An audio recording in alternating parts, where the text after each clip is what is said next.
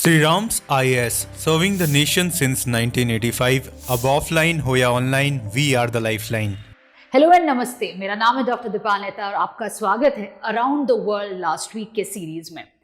तो आज इस पर्टिकुलर एपिसोड में हम एज यूजुअल स्टडी करने वाले हैं कि क्या हुआ था जियोपॉलिटिक्स में in the last week. And एक चीज मैं पहले से बता दूं, द एंटायर जो डिस्कशन होने वाला है it is going to be very China centric. दो चीज मैंने ऑब्जर्व किया। एक, जब डोनाल्ड ट्रंप अपने बड़े बड़े स्टेटमेंट्स इशू कर रहा था, जैसे कि Hamas should send back the hostages, वरना हम जवाब दे देंगे एंड हम 100% टैरिफ लगा देंगे इंडिया पे एंड चाइना पे एंड रशिया पे and all this big statements, उसके अगेंस्ट में चाइना बहुत चुपचाप बाइलैटरल विजिट्स कर रहा था, कई मेजर डिसीजंस ले रहा था एंड इसका कोई कवरेज नहीं हुआ था इन मेजर वे। मतलब छोटा मोटा एक न्यूज आया होगा, that's more or less. Now this is what I found very surprising कि why is the world so obsessed with Donald Trump's big statements, जो कि हमें पता है कि यार वो बड़े बड़े स्टेटमेंट हमेशा देते हैं बट रियलिटी में कुछ और ही होता है, वर्सेस चाइना जो एक मेजर थ्रेट है एंड बहुत slowly but significantly meeting people and having a lot of bilateral visits हो जाए या agreements हो जाए, इस पे ज्यादा फोकस क्यों नहीं किया जा रहा है। So again, just a fair warning, we are going to discuss a lot of China in this video. Apart from that, दो और information, G20 and COP29 मैंने already separate coverage कर रखा हुआ है, तो you can please go and see those videos. I'm not going to discuss G20 and COP29 in detail. जो last around the world वाला एपिसोड था, वहां पे मैंने APEC के समिट तक कवर किया था। G20 and COP29 I have covered it absolutely in different separate videos. So apart from these two, I have basically taken a look at a major जो चल रहा है।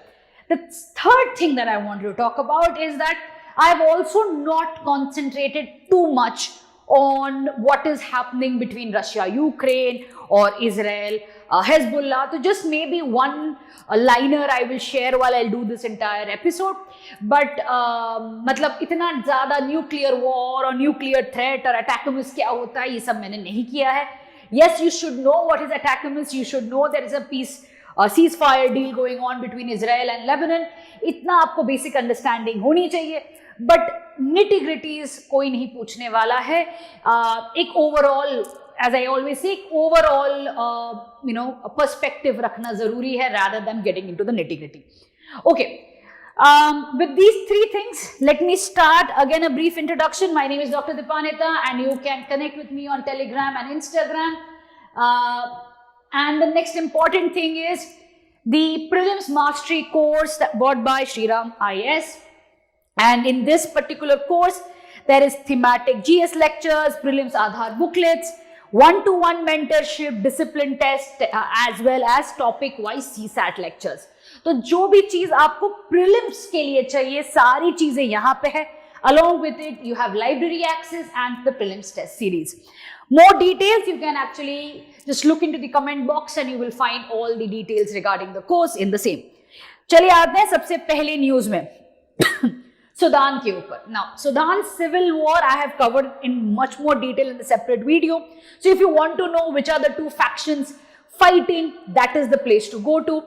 But what really happened, that's also important. So on 18 November, Russia vetoed a UNSC resolution. Now, what does that mean? We all know that the United Nations Security Council, you have permanent members and you have non-permanent members, right? Permanent members कितने हैं? 5 हैं आपके. Non-permanent members are 9.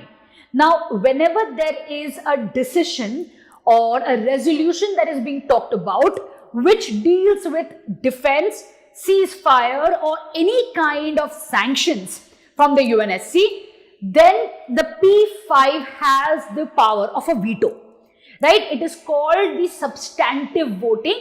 कोई भी substantive matter पे जब voting होगा तो वीटो का ऑप्शन आ जाता है। प्रोसीजरल मैटर्स पे you don't need, or you don't need to use a veto actually, and nobody uses it. But this was a substantive matter, and Russia used veto. Regardless of the fact, 14 other UNSC members, that is the other 4, permanent members along with the 10 non-permanent members, all of them supported the ceasefire, right? There was this complete support of the resolution, but एक veto के वजह से ये रुक गया. Now this is a perfect example to give whenever you are writing about why UNSC needs to be reformed. So first, of course, it does not represent the geopolitical realities, and countries like India and African countries need to be represented. But the second point, जब हम लिखते हैं कि veto का nature बदलना है, इसी example के साथ आप लिख सकते हो कि भाई हजारों के तादाद में लोग मर रहे हैं, बट एक वीटो के वजह से जो 14 येसेस थे उनका कोई महत्व नहीं रहा. Right? There is no importance given to that. And this is exactly the problem with the veto structure. Even if you expand UNSC, even if you get new members, you can get India and other countries, but the nature of veto has to change. Only then the UNSC will become more effective. Right? So, यही example के साथ you can talk about UNSC reforms, a very important topic when it comes to your GS2. Now, apart from that, what is the reason why Russia vetoed? Russia basically said that it is through these kind of resolution that Western countries are meddling into the internal affairs of Sudan. Now, if you agree with this, let's say, because there is some righteousness in this kind of an argument कि हाँ भाई UNSC resolution के तरफ through this Western countries are meddling into the internal matters of Sudan and other places. But the other idea is, if it is not meddled, if UN does not do what it is meant to do, then the violence will continue because nobody else is stepping up. Neither is the so-called hegemon or nor the other powers who are doing anything about it. So, should it happen or not? If you support Russia or not, you take a Again, as I keep saying, कभी भी कोई भी resolution का जो stand है उसको अगर support करना है नहीं करना है, take the entire picture, right? Understand कि हाँ, there is an interference happening because maybe the Sudanese people don't want this, maybe the powers are interfering because of the raw resources, all agreed. But अगर नहीं किया जाएगा तो क्या होगा? यहां पे CBA, cost benefit analysis important है. तो कोई भी रेजोल्यूशन को क्रिटिसाइज करते समय या कोई रेजोल्यूशन को सपोर्ट करते समय CBA करना बहुत जरूरी है, कॉस्ट बेनिफिट एनालिसिस. आते हैं नेक्स्ट न्यूज पे, that is about Azerbaijan. Now we all know COP29 happened in Azerbaijan, and Azerbaijan last year was in a war with Armenia. It was very clear कि कौन से countries Azerbaijan को support कर रहे हैं और कौन से कंट्रीज आर्मीनिया को सपोर्ट कर रहे थे, right? From the Azerbaijani perspective, Pakistan, China, they were of great help. And COP29 में भी अजरबैजान ने ओपनली कहा है कि चाइना के साथ पार्टनरशिप रखना उनके लिए स्ट्रैटेजिकली इंपॉर्टेंट है. अब COP29 का मीटिंग था, so they cannot come and say कि नहीं weapons and all of that. So instead they said no, it is for sustainable partnership on transition towards green fuel. But if you have read or studied about COP29, ये बहुत clear था कि Azerbaijan is least interested about green fuel. They were more interested about how to sell more oil, right? And they had multiple meetings with the oil producing countries and companies. Saudi Arabia के साथ बहुत सारे meetings थे and all of that. And the statement released out here, which shows basically the importance with China, basically indicates that two things. One, Azerbaijan is looking forward to the BRI project. Second, it is completely sided with China in this entire world game that's going on. आते हैं next point पे. China emerges as the second largest Pacific islands donor. अब एक news आया था लोई institute का, and उस पर्टिकुलर न्यूज में आया है कि China is now the second largest donor to the Pacific islands after Australia. ना ऑस्ट्रेलिया को तो समझ में आता है because they are right next to the Pacific islands, but China being the largest donor, you can very well imagine कि पैसा क्यों दिया जा रहा है. ऑब्वियस बात है, इन्फ्लुएंस के लिए. क्या ये पैसा ग्रांट और एड की तरह होगा? नहीं, ये डेट ट्रैप होने वाला है. And the island countries know it, but they need that money, so they are going to take that money from China. So this is an interesting development happening. Regardless of who is having military, establishments and US doing what, China's increasing debt trap mechanism in the Pacific would mean that the focus is shifting. मैंने बहुत बार बोला है कि south China सी अभी it's a past tense. वहां पे अभी जो खिटर पिटर ही होने वाला है, सो कोई एस्केलेशन नहीं होने वाला. वैसा जो भी अभी होगा वो आपका पैसिफिक आइलैंड्स में होने वाला है. This is the new theatre of war, and इसमें both US, that is with AUKUS countries along with China, is going to create that sphere of influence, and this is an example of how China is doing. आते हैं next point पे, US Fiji. Same इसी line of argument पे आते हैं. तो Fiji कहां पे है? Again Pacific island. तो यूएस एंड फीजी ने डिफेंस अग्रीमेंट साइन किया है, जहां पे यूएस ने 55 मिलियन यूएसडी को प्रॉमिस किया है to support Fiji's military modernisation. Right, अब इस अग्रीमेंट के अंडर पे यूएस ट्रूप्स डिप्लॉय होंगे. सो अभी क्या हो गया, फीजी में US troops are going to be present. So as I said, so China क्या कर रहा है? Debt trap. यूएस क्या कर रहा है? US is using hard power, military agreement, defence agreement. अब फीजी के साथ ये जो डिफेंस अग्रीमेंट होगा, it is going to have US soldiers in these waters. It's going to get highly militarized, and as I said, the tensions are going to go up, but China is going to play the debt trap mechanism because China cannot send so many weapons. मैंने already China के लिए Taiwan में deploy करना, Arctic में करना, बहुत सारी जगह पे हो रही है. यहां पे डिप्लॉय करना will be very difficult for China to match US military strength. उससे बेटर नहीं है कि डेट ट्रैप से फंसा लो, उसके बाद देखा जाएगा. And that is exactly what China is doing, and that is what US is doing through the military agreements. आते हैं नेक्स्ट G20 समिट के साइडलाइंस में. ना G20 समिट के साइडलाइंस में कई सारे मीटिंग्स हुए थे, right. So from the Chinese perspective, there was a meeting with France. Now, why I have given this particular meeting on the sidelines wala is because last year we focused a lot, not last year, this year itself, we focused a lot on Macron's visits to India and India-France relation. अब if you remember, India-France relation का एक major agenda था Horizon 2047. What is Horizon 2047? It is a roadmap to the year 2047 जहां पे people, prosperity and planet के ऊपर focus किया जाएगा. अब ये सारा था इंडिया फ्रांस के साथ. अब आते हैं China and France. So in G20 summit both China and France affirmed that there is a strategic partnership. मतलब क्या हो रहा है? स्ट्रैटेजिक पार्टनरशिप मतलब ही है सिक्योरिटी एंड डिफेंस पे बातचीत होगा. There will be more visits and things like that. Why is France doing it? Because France wants to sell weapons. France needs to get out of America's dominance. It wants to be the leader of European Union, and the only way it can do is to sell weapons. So, and that is exactly where France is saying कि भाई China को भी कुछ कर सकते हैं, दे सकते हैं. चाइना के साथ हम पेट्रोल का भी, क्रूड ऑयल का भी कुछ कर सकते हैं. There are multiple avenues of, let's say, partnership between France and China. So this was a very important meeting on the sidelines of the G20. अब आते हैं हमारे external affairs ministers meeting with Chinese counterpart.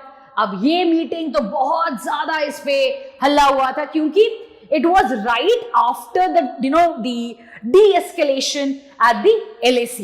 अब यहाँ पे जो बात हो रही थी, यहाँ पे 3 चीजों पे बात हुई है, which is कैलाश मानसरोवर यात्रा के रीस्टार्ट को लेके, direct flights or enhancement in media exchanges.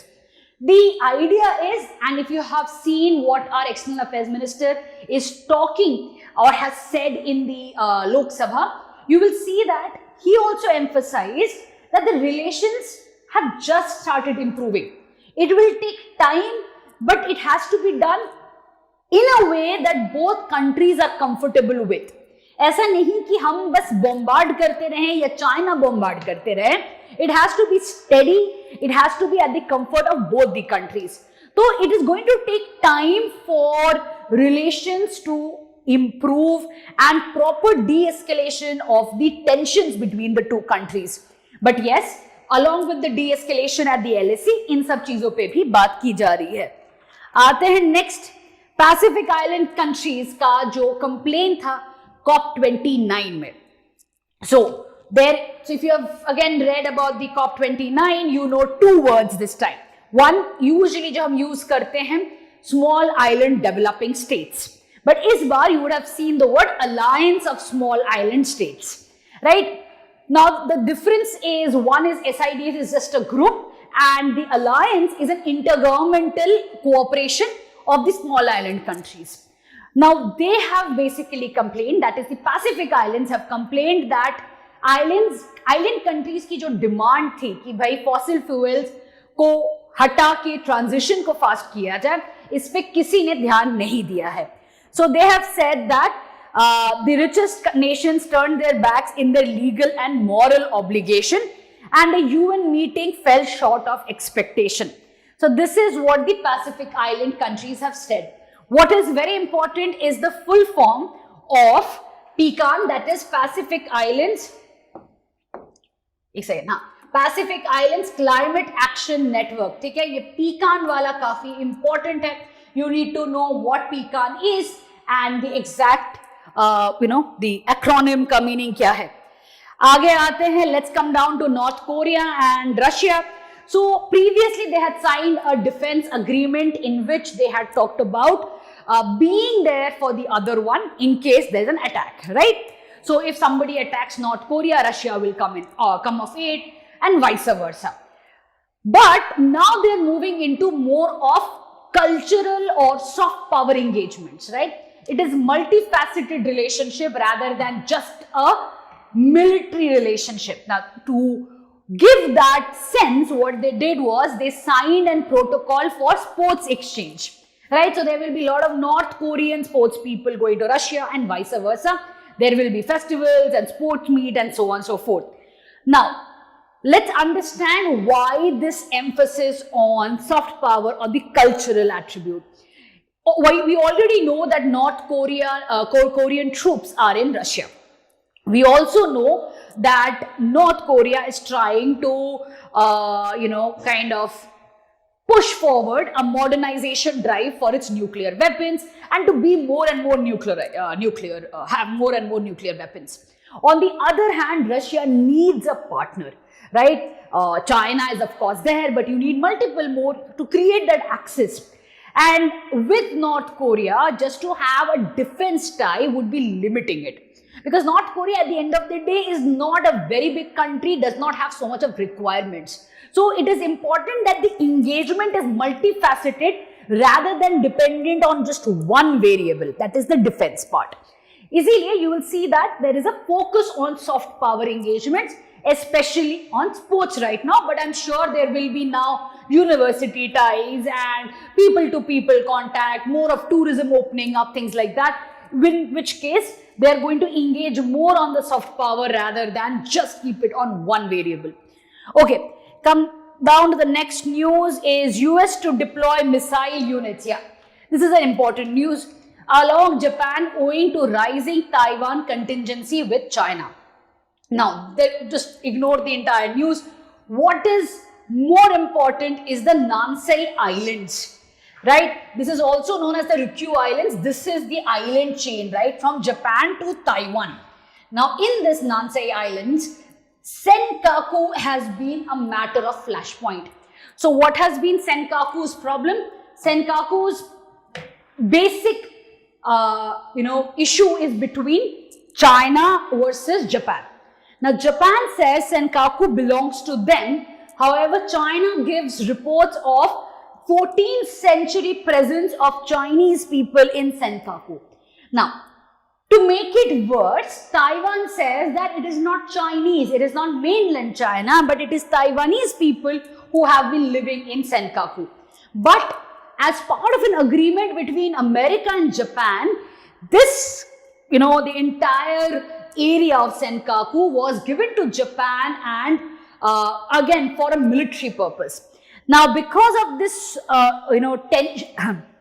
tension between Japan, China and Taiwan, Japan has decided not to have any inhabitation in the Senkaku Island. So there are no weapons and there are no people living there. It is a problematic country between China and Japan today, but Japan continues to hold possession. Now, in this light, what this news basically means now, US has said that because Taiwan is in danger, there could be an attack from China at any point of time, and Japan is already a member of Quad, and Japan and US have multiple defense agreements.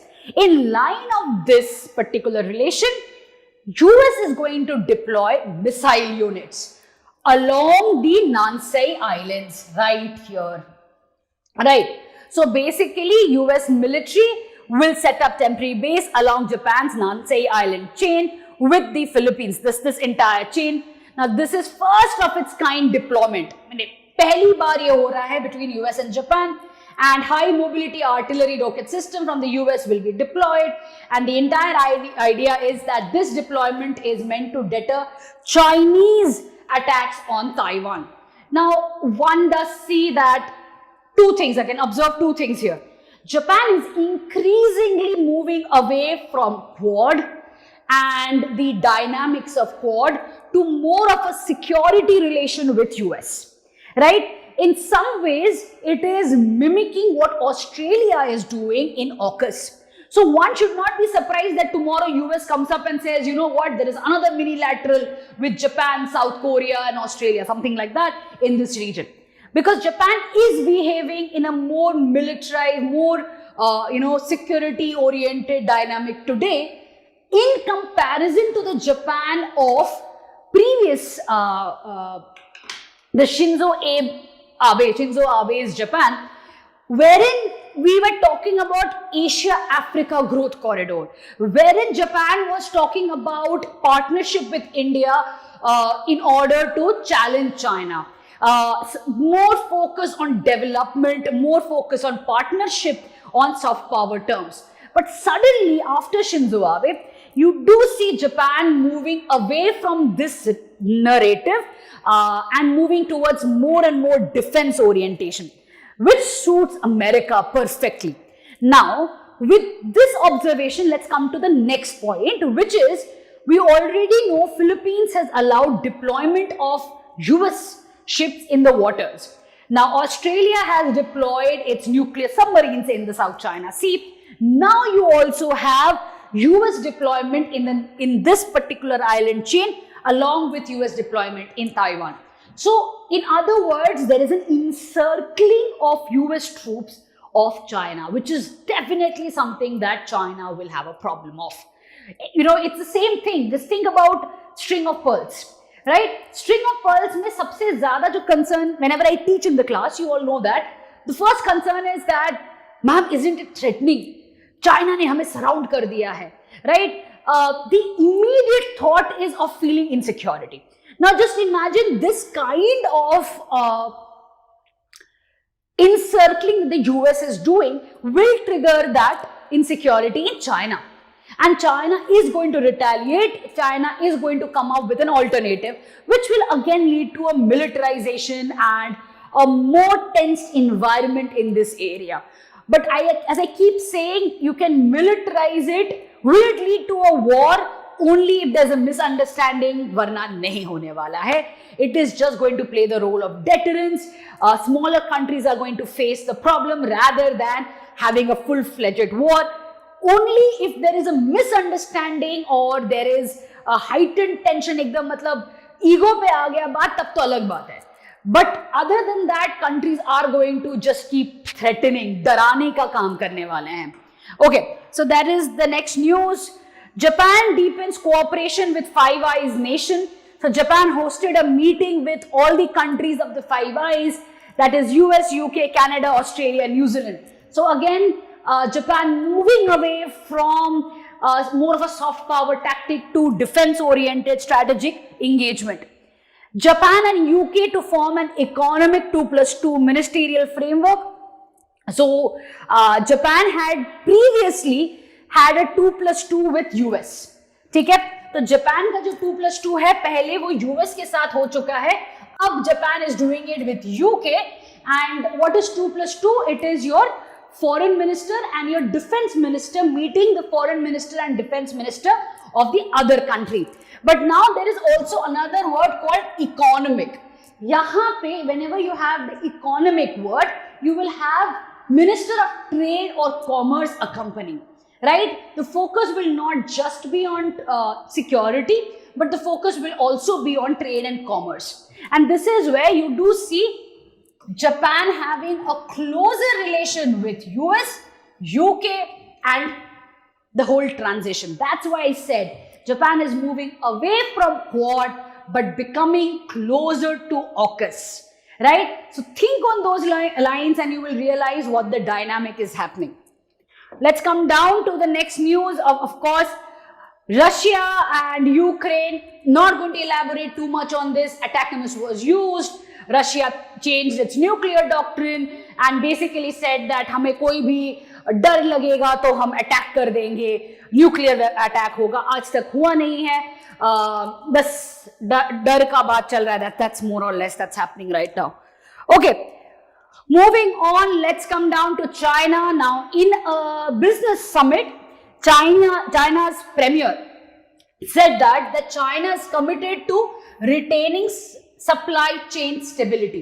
So what has China said? And just read, if I'm just put the main points here.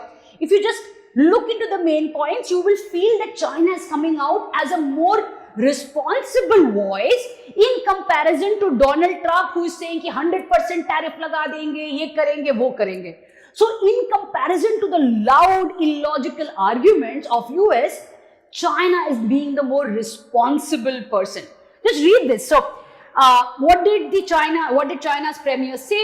That the global economy is facing great challenge and there is no unobstructed supply chains.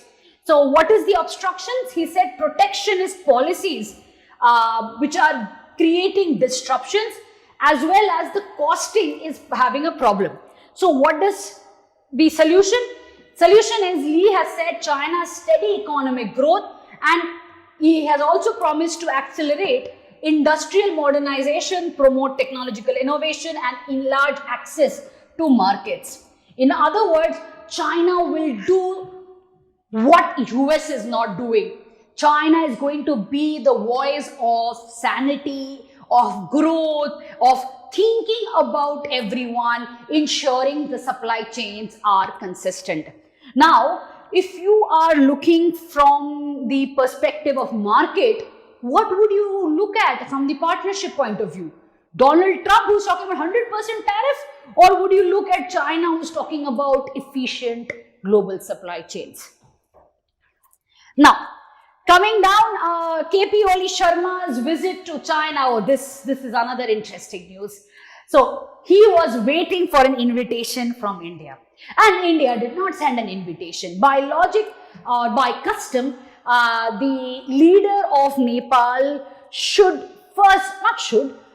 usually visits India first after being elected. But this time around, there was no invitation sent. So because of that, he decided to go to China, which is fine. But there's a lot of chitter chatter in the Nepali newspapers. And so on one hand, Prachanda has said, who is in opposition now, he has said that, look, he's again going to China to ask for loans, which is hilarious considering it's Prachanda who went and asked for so much loans. He also said, that's Prachanda said, that KP Oli Sharma is playing the China card against the India card. Basically saying that Nepal is choosing China over India. Now, to respond to the opposition, the government in power said that नहीं, हम कोई loan के बारे में हम बात ही नहीं करने वाले हैं. We are just going to visit our neighbors. Whether India or China, they both continue to be important for us. So this is, the entire politics being played around with this visit. Is it an example of China card versus India card? At this point of time, a visit cannot be read into it. But yes, what is the outcome of the visit? Any kind of significant loan or agreement, that is yet to be seen. The next important understanding one should have is India is already facing too many crises around in its neighborhood. Pakistan to hai hi, Bangladesh is also in boil right now. We do not want a problem with Nepal at this point of time. So we are going to be more cautious than antagonize the current government in Nepal. So it's going to be a very strategic response from India. We are going to keep we're going to keep calm, and of course an invitation will be given to the government in Nepal, and I'm assuming there will be a visit before May of this year, next year. Okay, moving on. This is another news. So there are two news that is important here.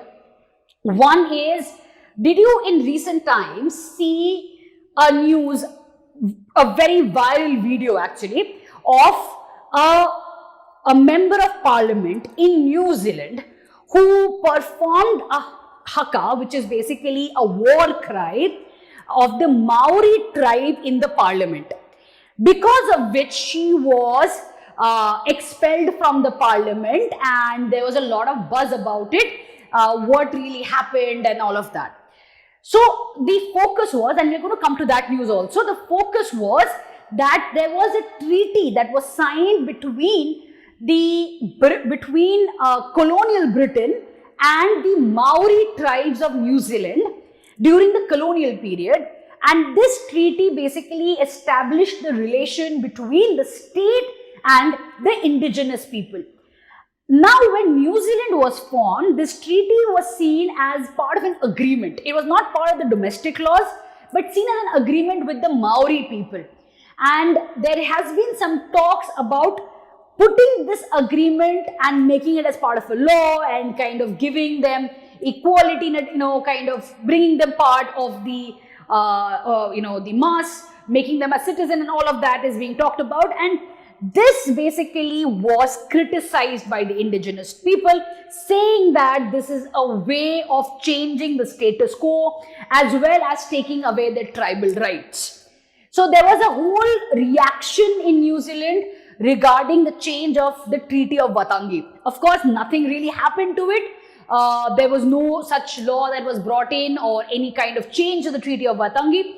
But at the same time, in Norway, a very similar thing happened, and that is where the Norwegian Parliament apologized to the indigenous people of Norway, which is basically the Sami, Kven and Forest Finn people, and they apologized. Why? Because the majority have tried to impose the Norwegian language, customs and traditions on the indigenous people. And indigenous rights, languages were completely destroyed. So the apology was given, saying that in the process of assimilation by the government towards the indigenous community, the culture, the language of the indigenous people have been trampled upon, right? So this is where you do see that across the world there is now talks or conversations happening with the indigenous people of apologizing and figuring out that what was done in the process of creating a nation, right? In the process of assimilation, a lot of wrong was done to the indigenous people. Now this has slowly started, various countries have slowly started apologizing in an attempt of reconciliation. That is how indigenous people have just been ignored and things like that. Now interestingly, if you draw a comparison with what is happening in the world, especially Norway or New Zealand, and compare it with what is happening right now in Manipur, you will see that one can draw a lot of similarities when it comes to assimilation and reconciliation. and the problems thereof, when you have ignored and you have tried to assimilate them by just completely ignoring their differences, their languages, their culture, there will be a backlash. And the kind of problems that we are facing today, whether it is with the indigenous tribes, forest tribes and other things, Adivasis, or we're talking about the Northeast, some way even India is facing the dichotomy between assimilation and reconciliation. So just wanted to draw your attention to this. Moving on, yes, coming back to what is happening in Russia, Ukraine. So while the world was waiting for a nuclear war, and there's a lot of talk here, nuclear war hona hi hai and all of that, in this light, Finland and Germany came up and said, you know what, there has been a sabotage of cable, the undersea cable, through which so it was an data cable that was there, internet cable, and it was under the water, and there was a Chinese ship near the sabotage area. So many countries, including Finland and Germany, felt that it is the Chinese ship that has been responsible for the damage of this particular cable. Now, from the exam point of view, what you should know is where exactly two countries that got affected.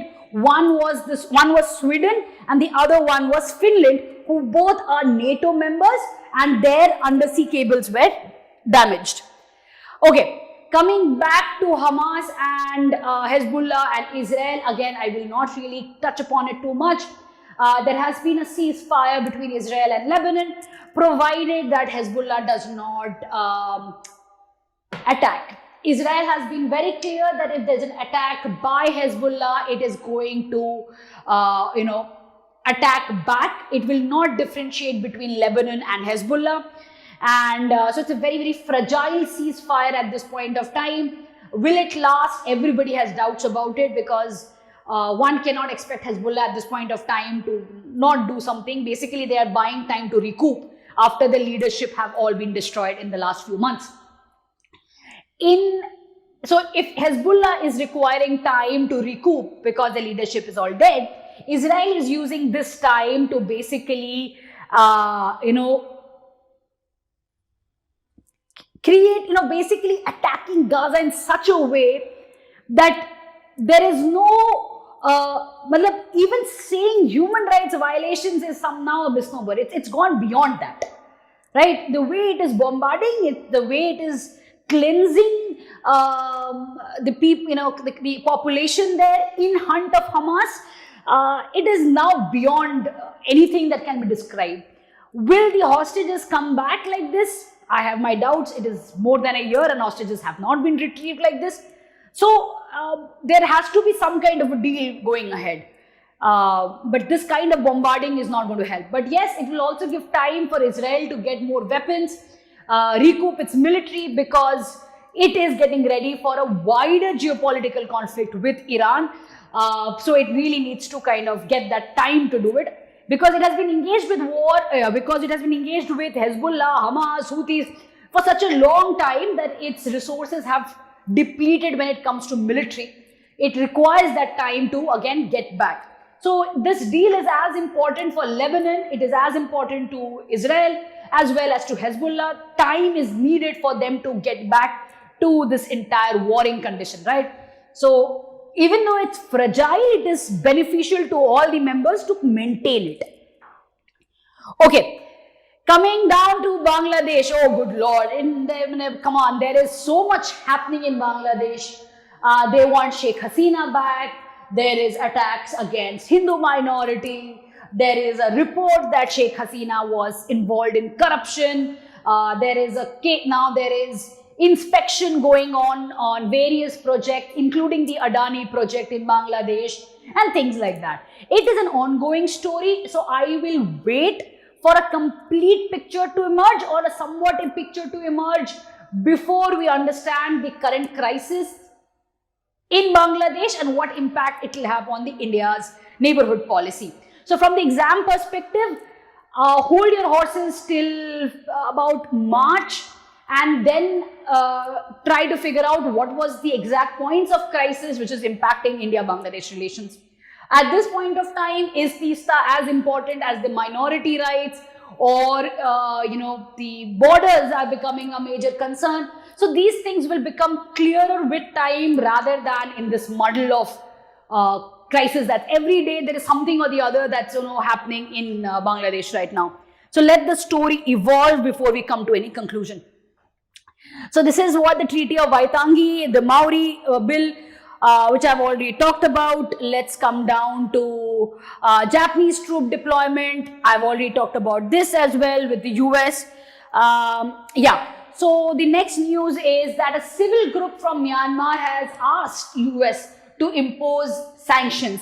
It is the first time that a civil society group from within Myanmar, from within a country, has gone to US and said कि भाई sanctions लगाओ वरना ये बाहर जा रहा है हाथ से.